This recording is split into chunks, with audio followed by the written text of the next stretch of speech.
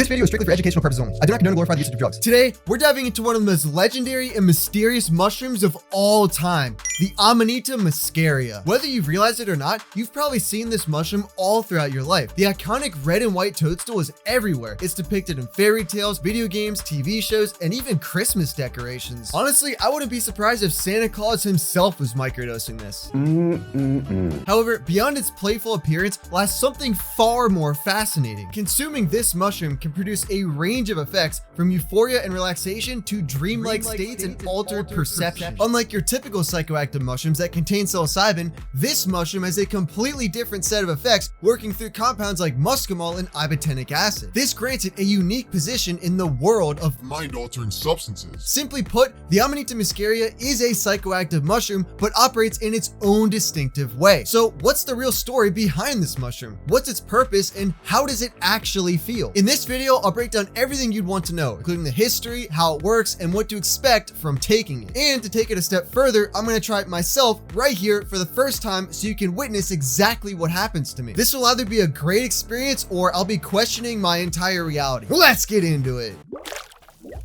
The Amanita Muscaria is arguably the most famous mushroom in the world and is featured all throughout pop culture. Also known as the fly agaric mushroom, this fungus has been around for over 10,000 years, predating alcohol. Yep, this stuff was getting people weird before beer even existed. An ancient painting of Adam and Eve from the 13th century appears to show the couple standing beside numerous Amanita Muscaria mushrooms. One of the most widely known examples is the Super Mario mushroom. The red and white spotted mushroom has been a staple of the Super Mario series since its inception in 1985. Upon consuming it, Mario grows in size and becomes a more powerful version of himself. And that just scratches the surface of this mushroom's wide influence in culture. The Amanita Muscaria has made its way into countless movies, fairy tales, folklore, video games, and artistic depictions for millennia. The mushroom is frequently linked to magic, transformation, and mystical experiences. One example is when it famously appears in Alice in Wonderland, where it symbolizes the idea of size changing and altered perception of reality. Now you may ask, how exactly does this mushroom work? Well, unlike psilocybin mushrooms, which interact with serotonin receptors, Amanita Muscaria's effects come from binding to GABA receptors. This leads to effects that are more sedative, hypnotic, and dreamlike rather than the typical hallucinogenic experience associated with psilocybin. So instead of seeing fractals and geometric shapes,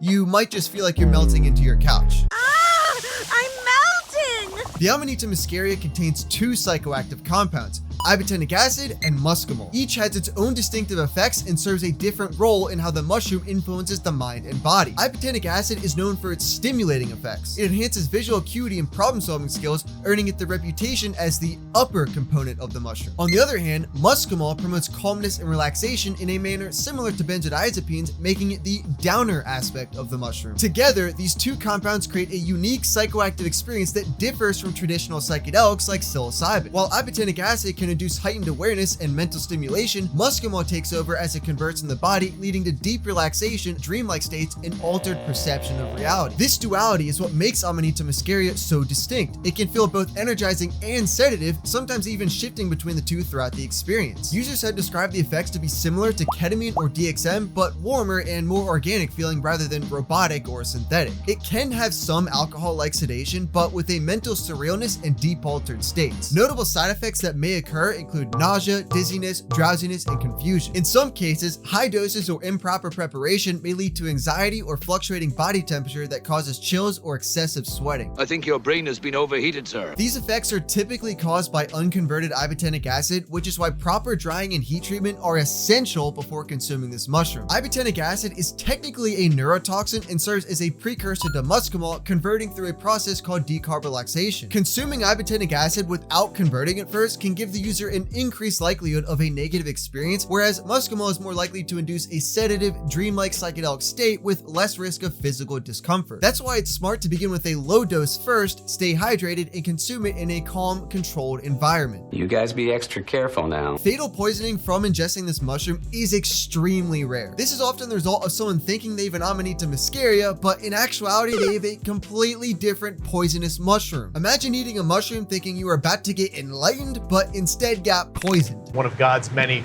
many mistakes. Moreover, Amanita Muscaria is not believed to be physically addictive. No withdrawal symptoms are reported after discontinuation, which is good news for microdosing. However, just like with anything, psychological dependence may occur if you overdo it with frequent consumption. Regarding the legality, Amanita Muscaria is unregulated and not classified as a controlled substance in most areas across the globe. There are some exceptions though, like how it's banned in Louisiana, the Netherlands, and Thailand. Also, some places may prohibit it from human consumption, but it's still legal to possess and acquire. I get poisoned on purpose.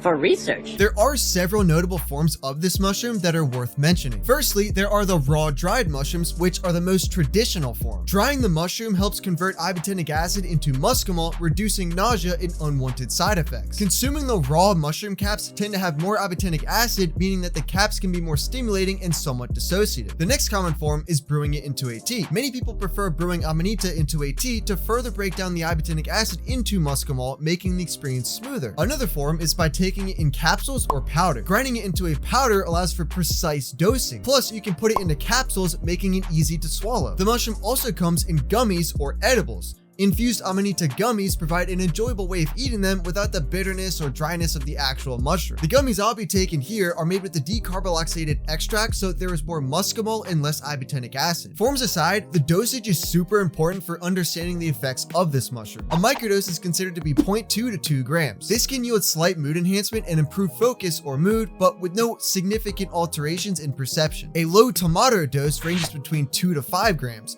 This can lead to more pronounced euphoria and light dissociation or relaxation. A medium to high dose would be 5 to 10 grams. This can result in strong dissociation from the body, closed eye visuals, and a possible loss of motor control. This dose can leave the user in a dreamlike mental state. A strong dose is considered to be 10 grams or more. This causes profound dissociation, potential involuntary sleep, and intense auditory or visual distortions. Some people report entering another realm with intense dream sequences, especially when taking a heroic dose, which is more than 15 grams. Amanita Muscaria primarily affects GABA A receptors in a similar fashion to alcohol or benzodiazepines. It is a weaker tolerance effect, meaning that you can take it more often or numerous days in a row without drastic loss of potency. This is a good time to talk about the duration. The effects typically onset within 30 to 120 minutes. It will slowly creep in with slight feelings of warmth and tingling. The peak generally begins around the 2 to 3 hour mark. When this happens and it fully kicks in, the peak will last for roughly 3 hours. This is when dreamlike states can occur, as well as time distortion, potential out-of-body sensations, and auditory or visual distortions. The come down happens after about 6 hours, and the user will feel the after effects linger for another 4 or 5 hours. The afterglow can entail lingering drowsiness, residual relaxation, and your thoughts may still feel a bit spaced out. Nevertheless, I think it's time to begin the review. I'm going to do this in 2 parts. I will start by taking a microdose by eating a handful of these gummies. This will be interesting because it will allow me to analyze how well it boosts cognition. Or if I suddenly forget how to form sentences, we'll know that it had the opposite effect. I'm speechless. Speechless. I have no speech. Realistically though, small doses can make the mushroom act as a nootropic and focus enhancer, so we're gonna really put that to the test. After conducting the microdose test, I'm gonna wait about 24 hours and then experiment with a much larger, strong dose. This will be the ultimate test to see how trippy it can get and reveal the mushroom's true potential. Who knows, I may end up communicating with interdimensional beings or experiencing a full-blown ego death. I'm totally tripping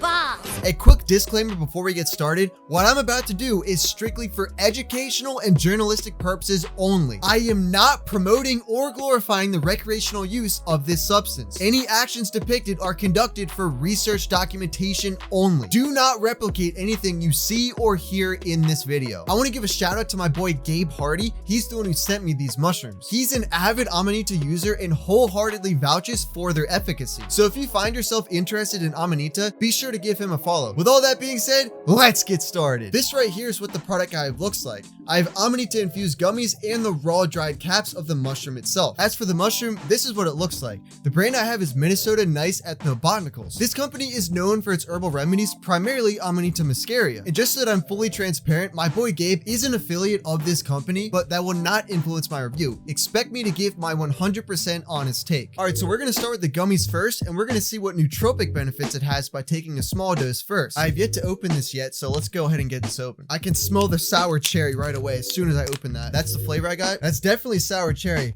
They nailed the scent on these gummies. So each of these gummies is 350 milligrams of Amanita Muscaria, and a microdose is 0.2 to 2 grams. So we're just gonna take the max microdose, which is 2 grams, and equates to 6 of these gummies. After rigorously studying the YouTube policies, unfortunately, YouTube does not allow me to eat this on camera. This video is already probably gonna get demonetized, but this is so my video doesn't get taken down.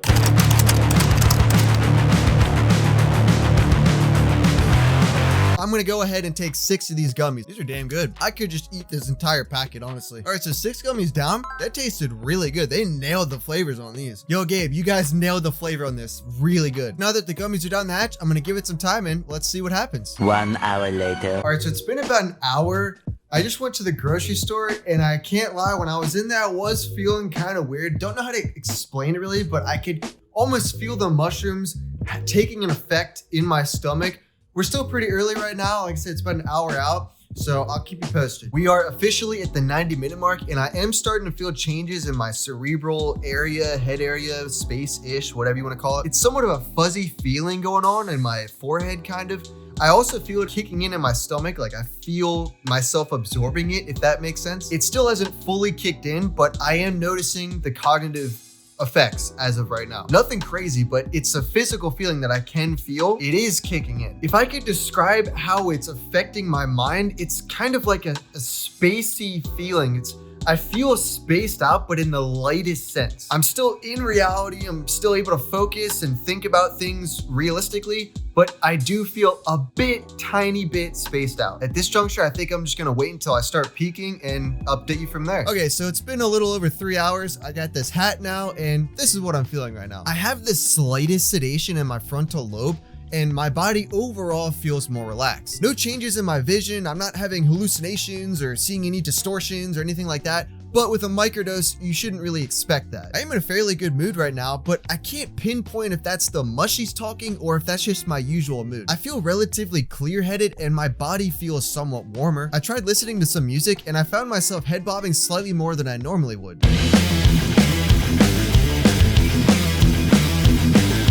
So it does make sense how this mushroom enhances GABA receptors because it made music sound more GABAergic. If you're a GABA enthusiast like myself, you would know what I'm talking about. Basically, music feels juicier and saucier. You know, like the music's just got that sauce to it. So music enhancement definitely is a factor with this mushroom, even at a microdose. As a nootropic, I can see how it may work for some people, but personally, I'd probably go for something more stimulating and less spacey. I tried playing some video games to use that as a test for how it affects my focus, and I noticed that at first I was a bit spaced out, but once I got locked in, I felt more immersed. I didn't feel like I was getting a performance enhancement like I would with a traditional stimulant, but it did enhance my level of engagement in the slightest. I can't say I've experienced any enhanced introspection yet, at least at this dose. I would say that what I'm feeling right now is similar to a low to mid dose of benzodiazepines with a hint of dissociativeness. The dissociative aspect coming from the feeling of being a bit spaced out. Overall, I think microdosing Amanita Muscaria is pretty solid. If I were to microdose again, I would probably opt for a lower dose to tone down the spaced out feeling. Because typically when I take nootropics with the intent to enhance my focus, I'm looking to be wired rather than spacey. And even just 2 grams of the Amanita has got me feeling a bit spaced out. For sure, I feel more sedated than stimulated, which is not a bad thing. I've enjoyed my experience so far, but it really just depends what you're looking for when you take a nootropic. Anyway, tomorrow I'm gonna take at least 5 to 7 times the dose I took today, so I can truly feel what this mushroom has to offer. I see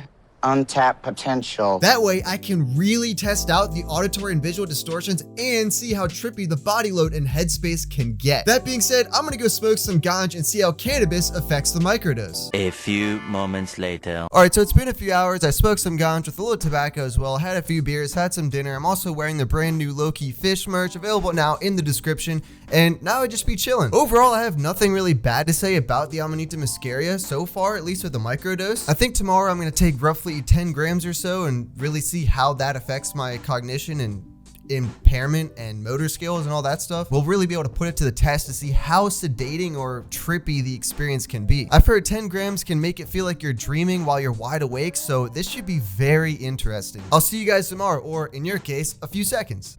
It is officially a brand new day, and I'm gonna try out a large dose of Amanita Muscaria. I'm gonna go on the double-digit mark and take at least 10 grams, maybe a little bit more. We'll see what happens. And this dose should really give me a feel of what tripping on this mushroom actually feels like. How does it compare to psilocybin mushrooms? How does it compare to other psychedelics? We will find out. Based off the reports I've read, I'm expecting to feel more dissociativeness rather than psychedelicness, because even though this mushroom is a psychedelic mushroom, it seems to have many dissociative effects compared to hallucinogenic effects. Without further ado, let's weigh out a macro dose of Amanita Muscaria. All right, so I went ahead and I weighed out about 10 grams of this beautiful mushroom here.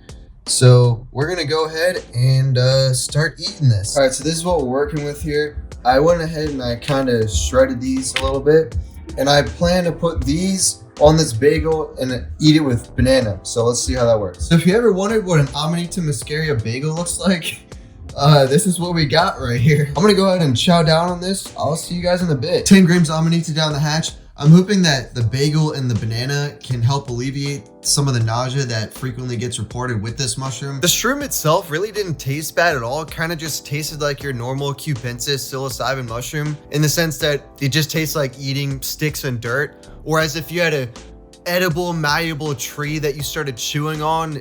Be something like that. Really easy to eat though, no problems at all. I could have probably just eaten that straight, just would have been very dry and bland, but eating it with the bagel and banana definitely helped. It's down the hatch, and we're gonna see what the effects really turn out like.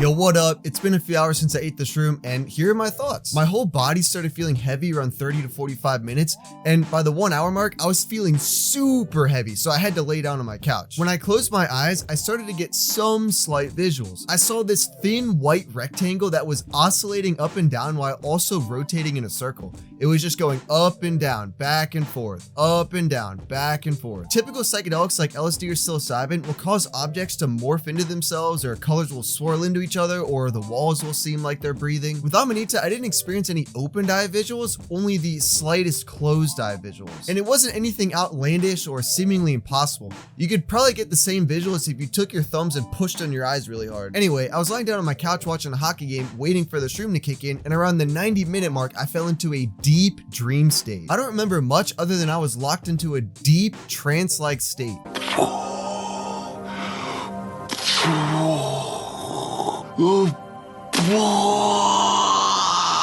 When I initially felt the dissociation come on, I didn't try fighting it. Rather, I embraced the heaviness and was ready to trip balls. But I think this led to me embracing it too much and too deeply, to the point where it just knocked me out.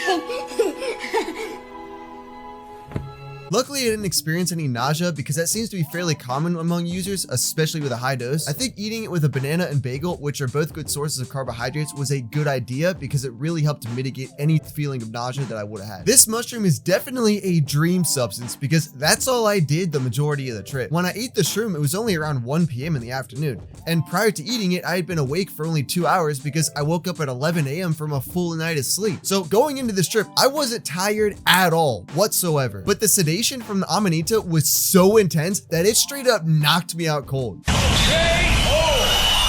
This dude just got slept. I woke up like 3 hours later, and Alex Ovechkin is doing a post-game interview about scoring a hat trick, meaning I slept through the rest of the hockey game that I was watching. For the majority of this trip, I was dreaming. I guess I'm just dreaming. After waking up from my dreamlike state, I spent another 30 minutes or so gathering my thoughts and trying to assess what I went through. I still feel kind of loopy and heavy, but not super impaired. My head still feels more foggy than clear right now, and walking around feels like every step is on half of a brick and half of a cloud. The Amanita Muscaria mushroom does not seem to be a very intense or crazy psychedelic. In my experience, it turned out to be much more dissociative than psychedelic. It made me feel so heavy that I was floating. Sounds contradicting, I know, because you think if you're heavy, you wouldn't be floating, but I was somehow both at the same time. The law of gravity is nonsense. If I were to try this shroom again, I think I would do it in a few different ways. I would probably take a smaller microdose so that I felt less loopy and more locked in. And I would also separately try taking a smaller macrodose so that I could try forcing myself to staying awake and not lose consciousness to the dream state. Or maybe I take an even larger macrodose and embrace the dreams that much more. Follow your dreams to the max. The shroom itself is beautiful and unique from all other shrooms I've seen, although the smell, taste, and consistency are all very similar to that of normal psilocybin mushrooms. Overall, my experiences were quite moderate and fairly nice, nothing extreme or over the top. I did not have a life-changing ego death or super introspective realizations,